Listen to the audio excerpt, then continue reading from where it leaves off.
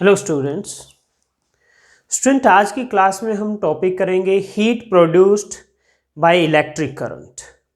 जब भी किसी कंडक्टर में करंट फ्लो करता है तो उसमें हीट प्रोड्यूस होती है। तो इसी से रिलेटेड हम आज कुछ टॉपिक्स करेंगे। तो पहला टॉपिक है heat produced by electric current.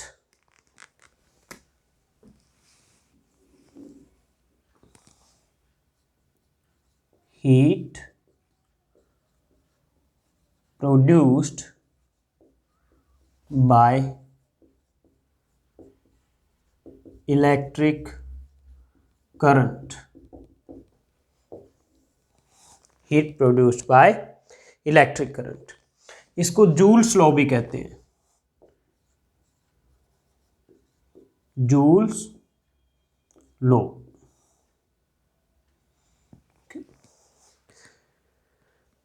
तो ये क्या है joules law? It is phenomena of production of heat in a conductor because of flow of current through it. It is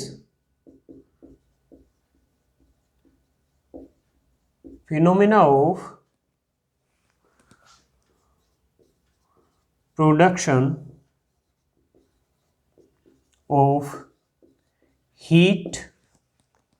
of heat in a conductor because of flow of current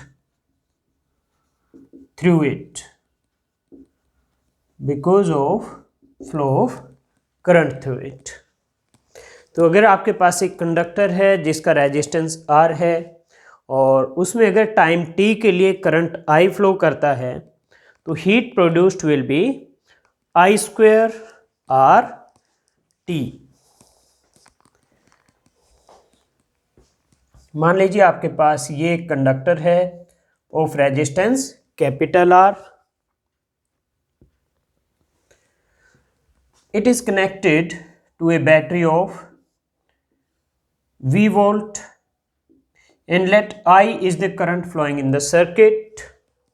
okay,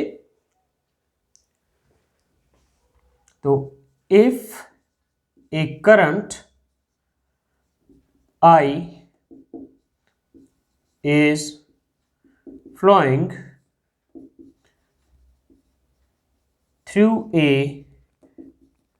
resistance R for time t, resistance R for time t, then heat produced is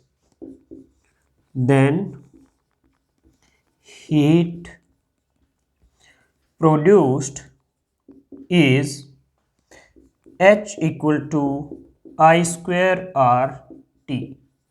ये होगा amount of heat produced. And since I equal to V by R, तो अगर आप V by R रखेंगे तो H हो जाएगा V square by R square into R into T।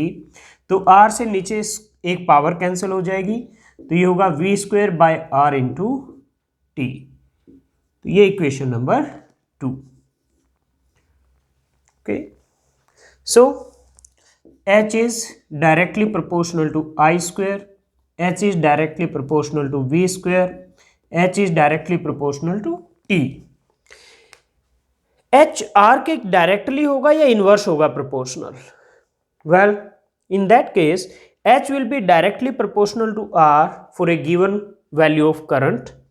अगर I given है, I की वैल्यू कांस्टेंट है, and H will be inversely proportional to R for a given voltage। that means if V is constant,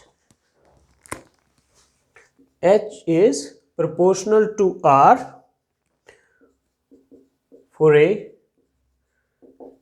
given I and inversely proportional to R for a given V। okay? तो V के case में inversely proportional है और I के case में directly proportional. तो student ये था heat produced in a conductor. Next है electric power. Electric power, okay, it is electric energy consumed or electric work done per unit time. It is defined as electrical energy consumed, electrical energy consumed, or you can write it work done, यानी electrical energy consumed or electric work done per unit time, per unit time। तो electric power, इसको मैं P से लिखूंगा, तो ये है work done per unit time और energy consumed per unit time, और वो क्या है वैल्यू I²RT। इतनी एनर्जी कंज्यूम हो रही है in time t, divide by t, t से t cancel, so it is I²R। और क्योंकि आपका I होता है V/R, तो अगर I की वैल्यू V/R रखेंगे तो ये आ जाएगा V²/R। So this is electric power and unit of power is what, ये आपने पहले ही पढ़ा हुआ है, एंड 1 हॉर्स पावर होता है 746 what. Unit of power is what and 1 horse power HP, horse power 746 what. तो स्टूडेंट ये हमने डिफाइन किया इलेक्ट्रिक पावर को, ओके। तो इलेक्ट्रिक एनर्जी भी जो कंज्यूम होगी वो इक्वल टू हीट प्रोड्यूस्ड होगी in a resistive circuit. So basically electrical energy क्या है? Electrical energy is work done by source of EMF, means by the battery in maintaining a current I in the circuit, okay. तो ये जो heat produced है इसी के equal आएगी आपकी जो इलेक्ट्रिकल एनर्जी आएगी in case of A resistive circuit.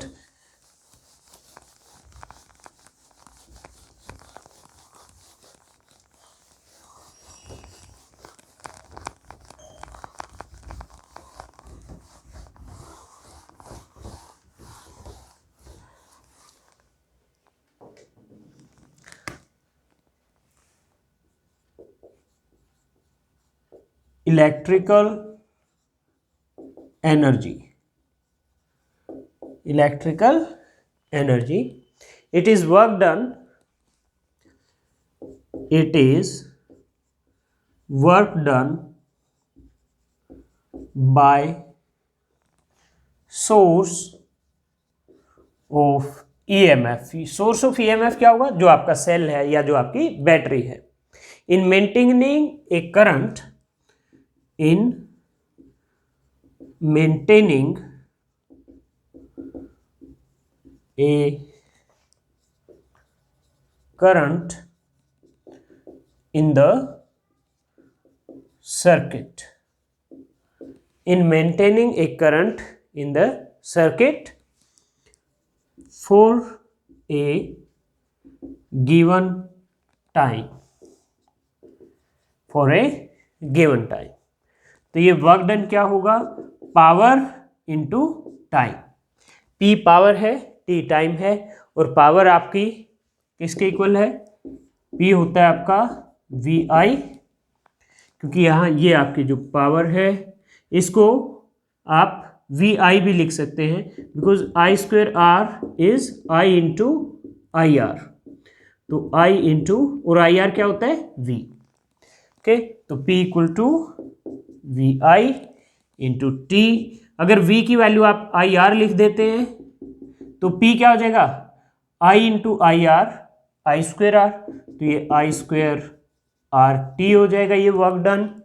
और I की वैल्यू अगर V/R रखेंगे तो V²/R इंटू T हो जाएगा, okay.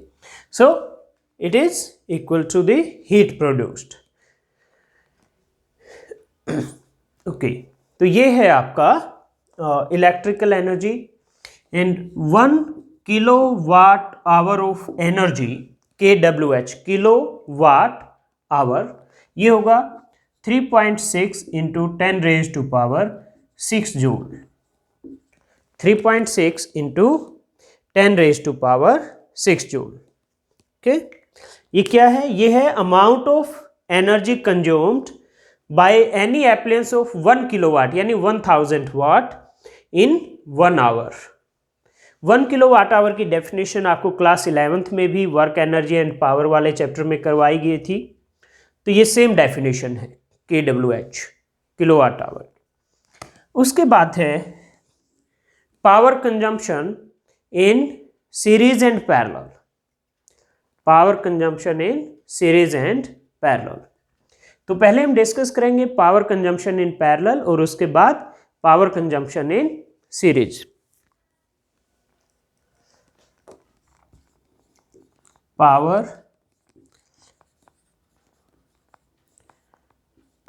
Consumption in parallel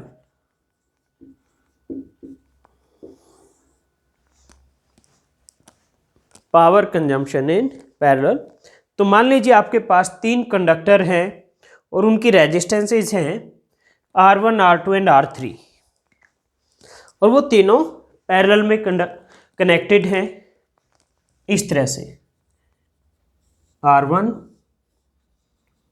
R2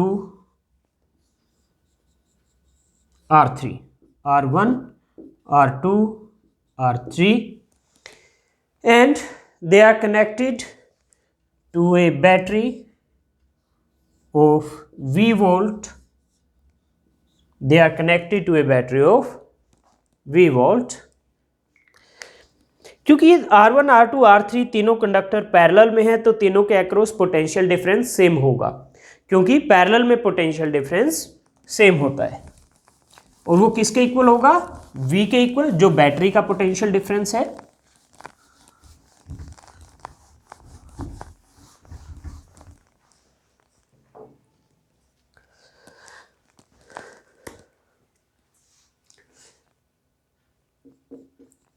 three conductors of resistance R1 R2 and R3 are connected in parallel to a battery of V volt to a battery of V volt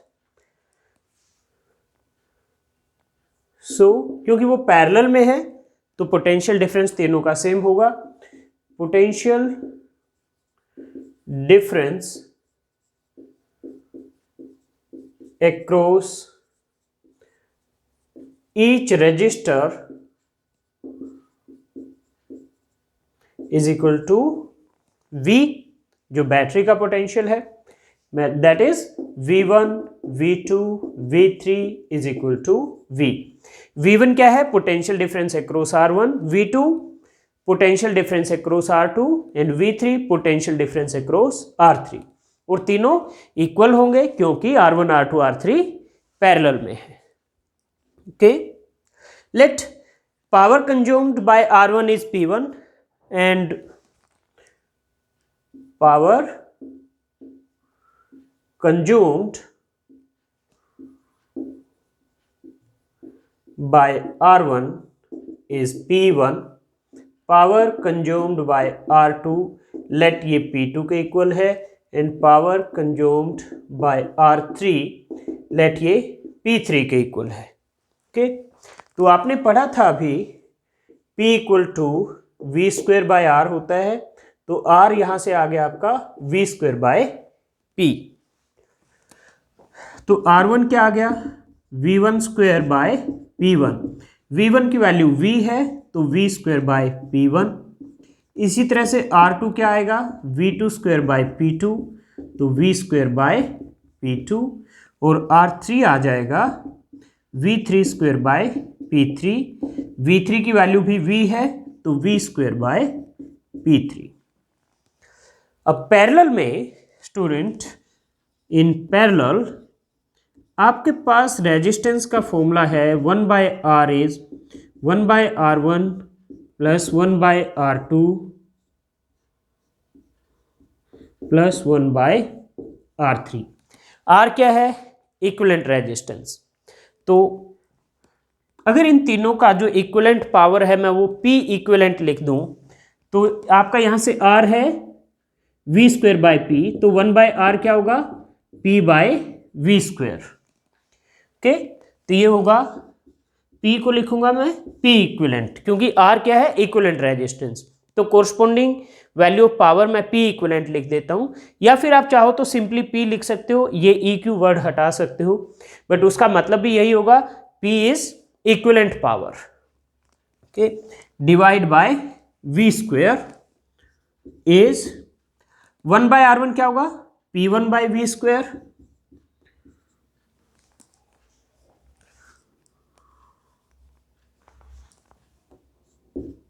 plus P2 by V square plus P3 by V square.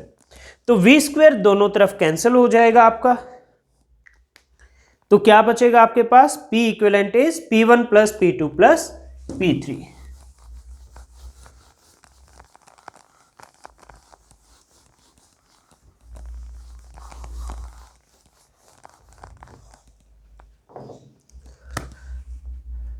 तो P equivalent is by V square, इधर आप क्या करोगे, we square को LCM ले लो, तो ये बचेगा P1 plus P2 plus P3, तो वी स्क्वेयर से वी स्क्वेयर कैंसिल, तो P equivalent is P1 plus P2 plus P3। तो पैरेलल में इस तरह से equivalent resistance, sorry equivalent power निकलेगी। ओके, इसी तरह अब हम सीरीज में डिस्कस करेंगे power consumption in series combination.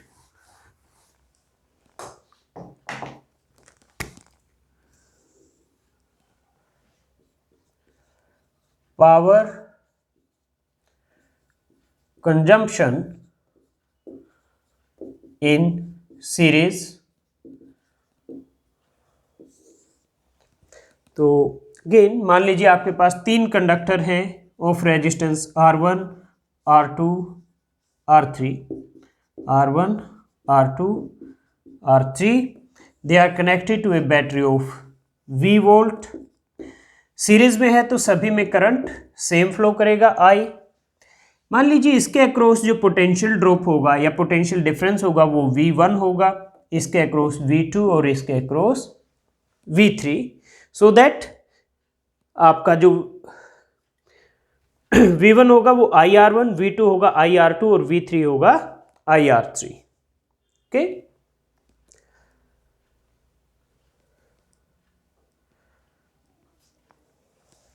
तो हम यहां भी लिखेंगे power consumed by R1 is equal to P1, power consumed by R2 let ये P2 है, power consumed bye R3 late ये P3 के इक्वल है। तो आपका यहाँ से R1 आएगा V1 square by P1, R2 आएगा V2 स्क्वायर बाय P2 और R3 होगा V3 स्क्वायर बाय P3। तो ये वैल्यूज आएंगी रेजिस्टेंस R1, R2, R3 की in terms of potential drop.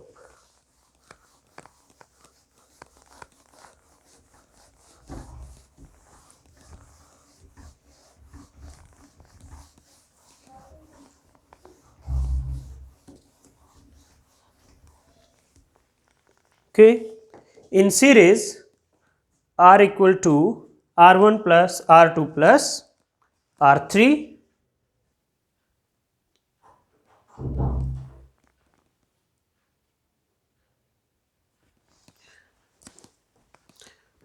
So R equivalent is R1 plus R2 plus R3। Series में resistance इस तरह से ऐड होती है। आपने series and parallel combination of resistances पढ़ा है, वहां हमने ये फॉर्मूला डिराइव किया था। ओके, तो R इक्विवेलेंट क्या होगा? That will B V square by P equivalent.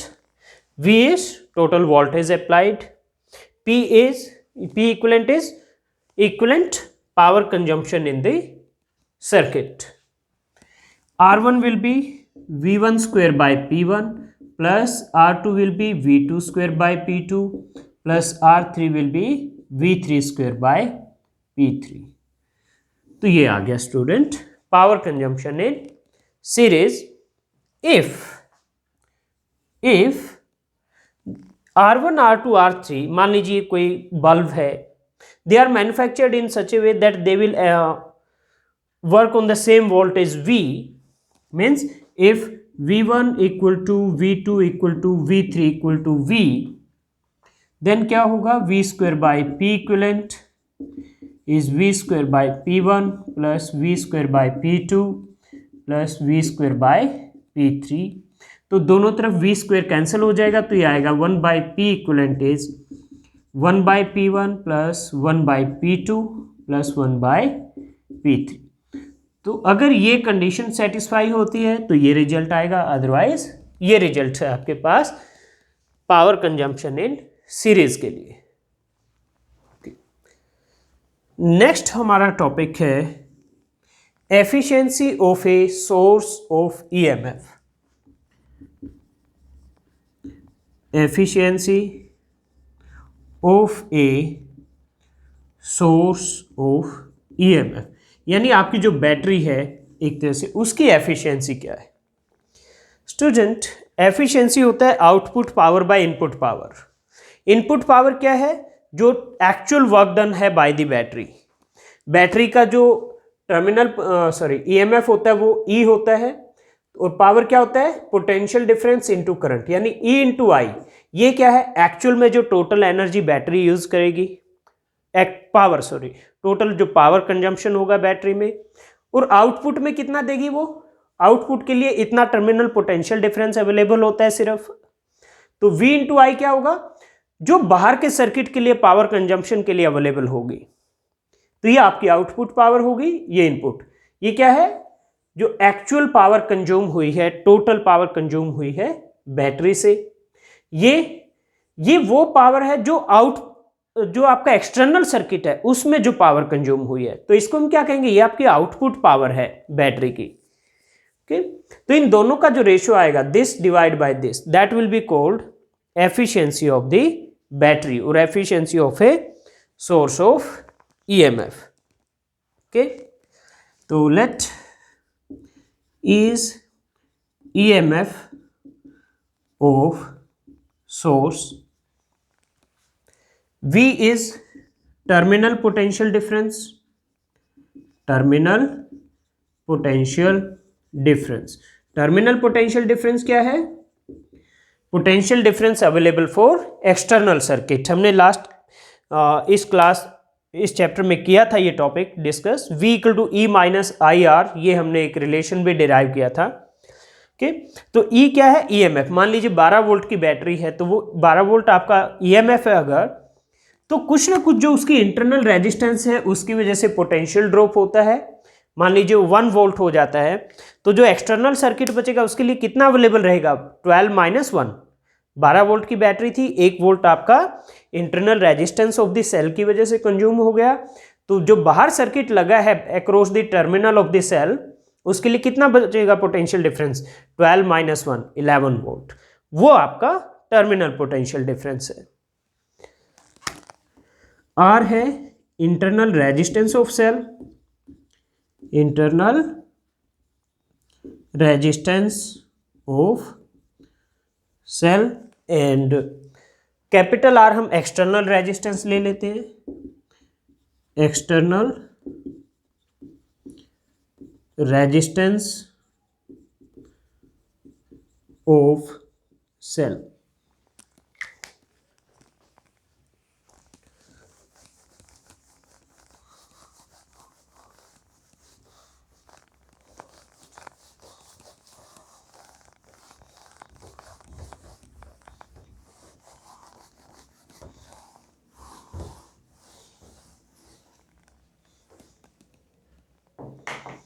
तो मान लीजिए एक बैटरी है जिसका ईएमएफ ई है, इंटरनल रेजिस्टेंस आर है, इसको आपने कनेक्ट कर दिया एक एक्सटर्नल रेजिस्टर कैपिटल आर से,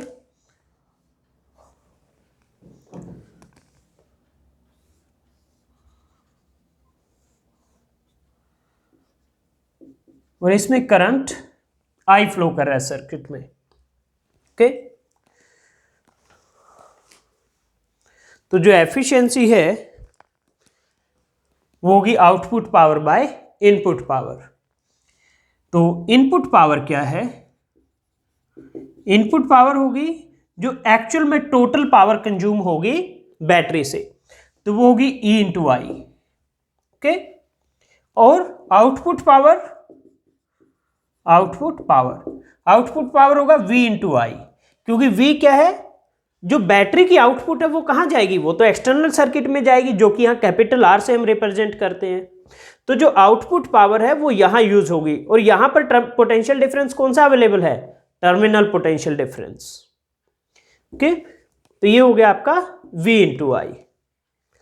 तो एफिशिएंसी क्या होगी?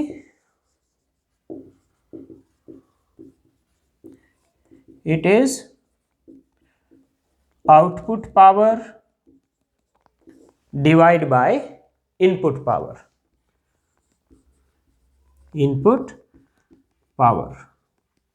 ओके,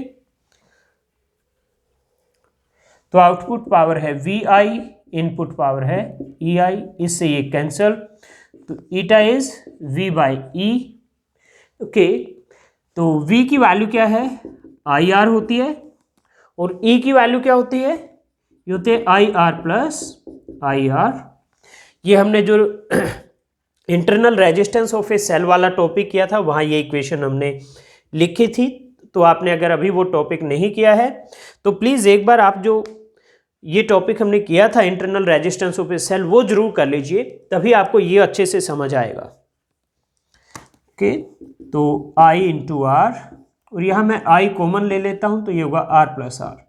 I से I कैंसल, तो ये होगा R by R plus are. तो ये आपके efficiency of a source of EMF. अब हम नेक्स्ट करेंगे maximum power theorem. Maximum power theorem, मैं इसको अब क्लीन कर देता हूं बोर्ड को।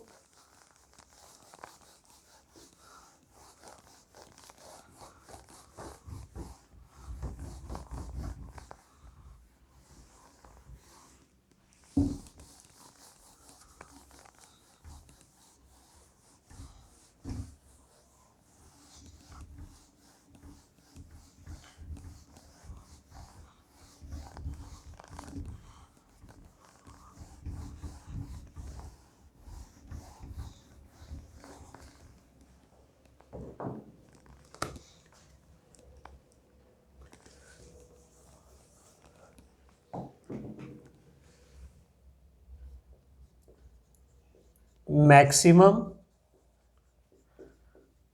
Power theorem. What is maximum power theorem? It says output power of a source of EMF is maximum when external resistance of the circuit is equal to internal resistance of the source, यानी internal resistance of the cell.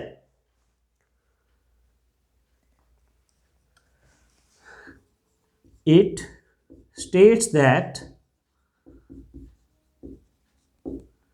output power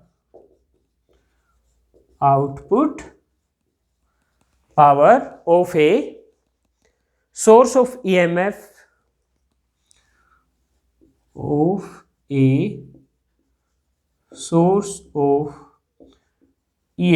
source of EMF का मतलब है cell, is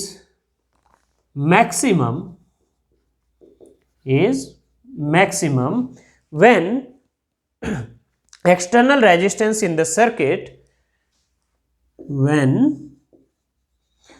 the external resistance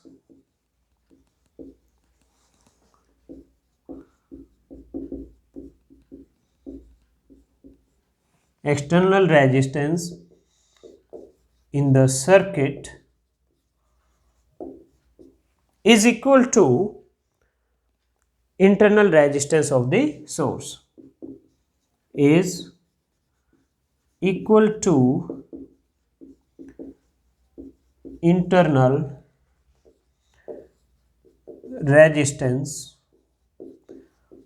of the source। ये है student maximum power theorem. अब हम इसका proof करेंगे और फिर हम मैक्सिमम पावर की वैल्यू क्या होगी वो भी कैलकुलेट करेंगे।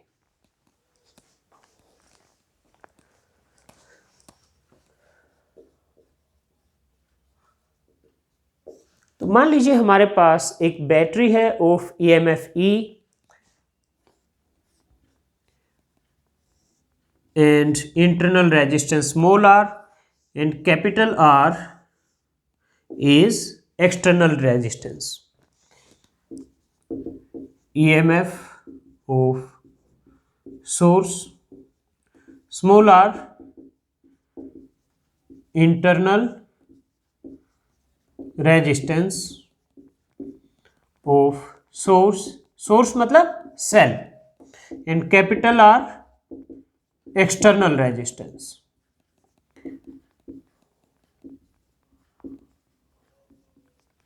तो सर्किट में करंट I फ्लो करेगा और करंट की वैल्यू क्या होगी, it will be E by R plus R. ये वैल्यू ये स्मॉल r होगा यहाँ पे इंटरनल रेजिस्टेंस। ये वैल्यू ऑफ करंट क्योंकि टोटल रेजिस्टेंस क्या होगी, कैपिटल आर पर small R. Total potential difference available E है तो करंट क्या होगा, E by are plus are.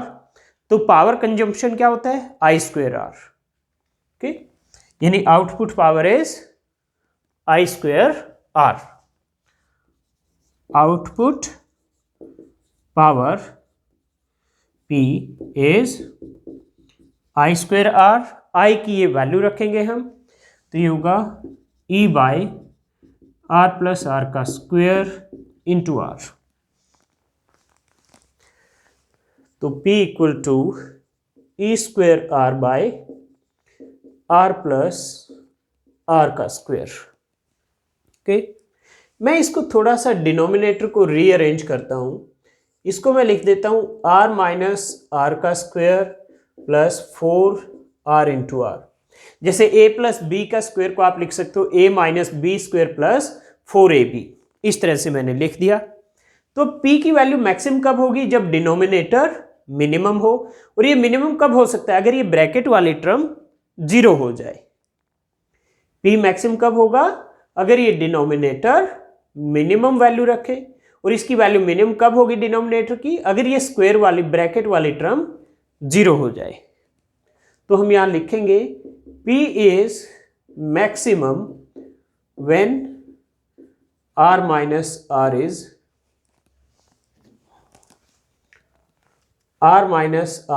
zero और R equal to R। और यही हमने कहा था, power will be maximum when external resistance is equal to internal resistance. Okay, तो ये हमने प्रूव कर दिया। अब P की मैक्सिमम वैल्यू क्या निकलेगी, यहां पर स्मॉल r को कैपिटल R के इक्वल रख दो तो P की मैक्सिमम वैल्यू आ जाएगी। तो P की मैक्सिमम वैल्यू क्या होगी, ये है E square R by are plus R का स्क्वेयर। तो E square R divide by are plus R, 2r का स्क्वेयर क्या होगा 4r स्क्वेयर।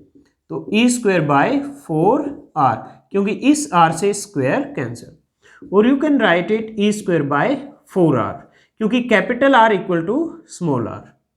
तो ये होगी मैक्सिमम पावर। अब हम यहां एक छोटा सा प्रूफ और करेंगे, so that efficiency of A battery when delivering maximum power is 50%। ये कहते हैं कि जब पावर मैक्सिमम होगा, यानी ये जब कंडीशन फॉलो होगा, सो दैट एफिशिएंसी इज 50%। तो यहाँ पर एक सेकेंड पार्ट हम कर रहे हैं इसी प्रॉब्लम का, so that when P is maximum, eta is 50%, यानी जब पावर मैक्सिमम होगा एफिशिएंसी 50% होगा। वेल हमने अभी जस्ट किया था that eta is equal to r by are plus r, okay, but when P is maximum, P is maximum R equal to R, तो eta is equal to R by R plus R, तो R by 2R that is 1 by 2, और 1 by 2 का क्या मतलब हुआ 50%। Percentage की term में आप लिखोगे तो 1 by 2 को क्या लिखोगे 1 by 2 into 100 that is 50%। तो ये आपकी एफिशिएंसी आ गई इस केस में। ओके, तो स्टूडेंट ये तो जो एफिशिएंसी का फॉर्मूला था ये किसका था, आपकी बैटरी का था, जो आप बैटरी यूज कर रहे हो। फिर बैटरी से कहां जा रही है वो एनर्जी, एक्सटर्नल रेजिस्टेंस में, इस आर में। ये आर कुछ भी हो सकता है, आपका फैन हो सकता है घर का, आपके घर का बल्ब हो सकता है। तो उसकी एफिशिएंसी क्या होगी, तो उसके लिए जो आपकी आउटपुट पावर है बैटरी की, वो इसके लिए क्या होगी, इनपुट का काम करेगी। जो आपकी बैटरी आउटपुट दे रही है वो आपके घर के फैन के लिए क्या करेगी, इनपुट का काम करेगी। और आपके फैन का आउटपुट क्या होगा, फैन है रोटेट कर रहा है तो वो मैकेनिकल पावर देगा, तो जो आउटपुट मैकेनिकल पावर दे रहा है वो उसकी आउटपुट होगी। तो एफिशिएंसी होती है हमेशा output by input.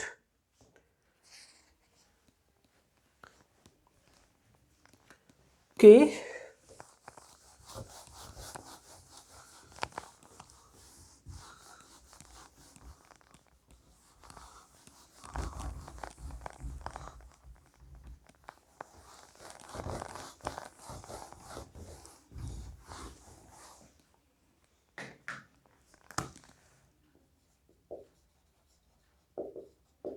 efficiency of electric device,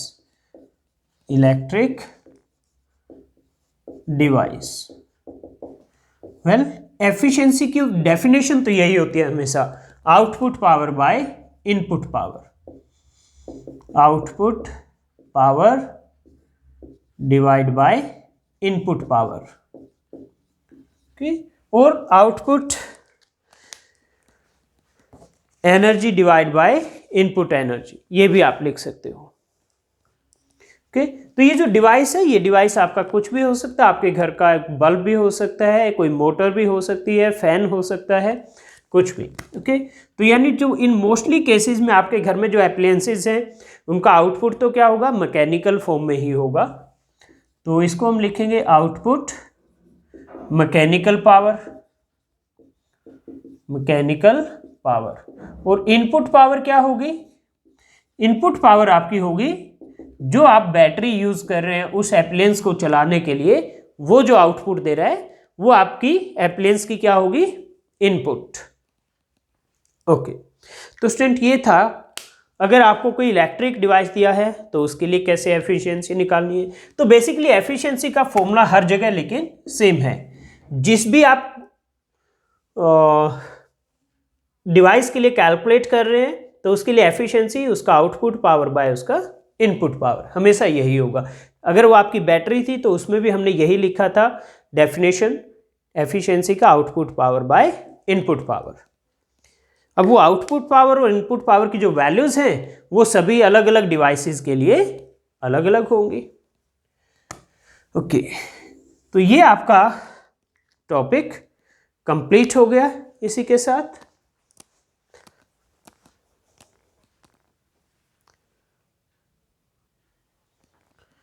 अब हम स्टूडेंट जो अभी हमने आज की क्लास में पढ़ा है उससे रिलेटेड कुछ न्यूमेरिकल करेंगे। तो मैं पहले आपके लिए बोर्ड को क्लीन करके न्यूमेरिकल लिख देता हूं।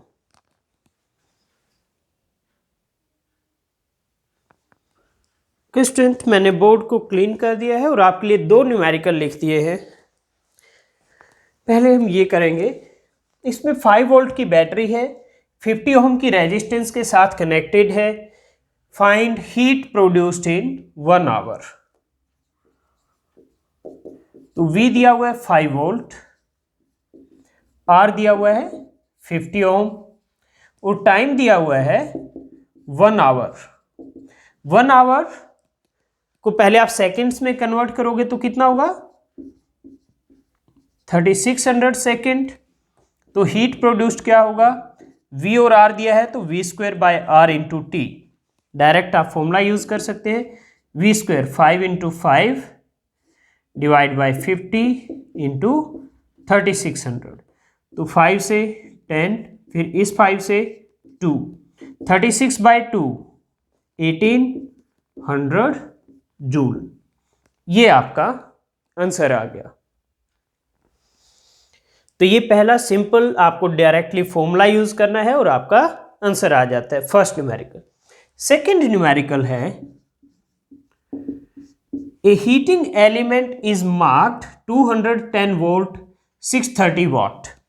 एक हीटिंग एलिमेंट है और उसके ऊपर कंपनी ने स्पेसिफिकेशन लिखी हुई है 210 वोल्ट 630 वॉट। जैसे आप घर में अगर बल्ब खरीद कर लाते हैं तो उस पर भी इस तरह की स्पेसिफिकेशन लिखी हुई होती है। What is current drawn by the element when connected to a 210 volt DC mains? AC और DC दो तरह के करंट होते हैं, अल्टरनेटिंग करंट, डायरेक्ट करंट। आगे जब हम सिलेबस में बढ़ेंगे तो ये भी हम पढ़ेंगे डिटेल में। तो यानी इसका मतलब ये है कि ये जो आपका हीटिंग एलिमेंट था उसको 210 वोल्ट की एक बैटरी से कनेक्ट कर दिया। ओके, अभी हम जो कुछ भी पढ़ रहे हैं वो DC ही पढ़ रहे हैं। What is resistance of element? What is resistance of element? Okay, तो करंट निकालना है और रेजिस्टेंस निकालना है। सबसे पहले ये मतलब समझते हैं कि जो कंपनी ने ये लिख कर दिया है हीटिंग एलिमेंट के ऊपर, इसका क्या मतलब है। इसका मतलब ये है कि जब आप इस हीटिंग एलिमेंट को 210 वोल्ट पर ऑपरेट करेंगे तो ये इतनी पावर कंज्यूम करेगा। तो यानी V की वैल्यू है 210 वोल्ट, तो P की वैल्यू क्या है 630 वोल्ट। तो यहां से आप रेजिस्टेंस निकाल सकते हो इस हीटिंग एलिमेंट की। R will be V square by P, क्योंकि P क्या होता है V स्क्वायर बाय R। तो 210 इंटू 210 डिवाइड बाय 630, इससे ये 3 पे कैंसिल होगा और इससे ये 70 पर, तो 70 ओम। ये तो रेजिस्टेंस आ गया। फिर आपको निकालना है करंट। तो करंट क्या होगा, I equal to V by R। V की वैल्यू है 210, R की वैल्यू है 70, तो 3 एम्पियर ये करंट की वैल्यू आ जाएगी। तो ये क्वेश्चन भी आपका हो गया।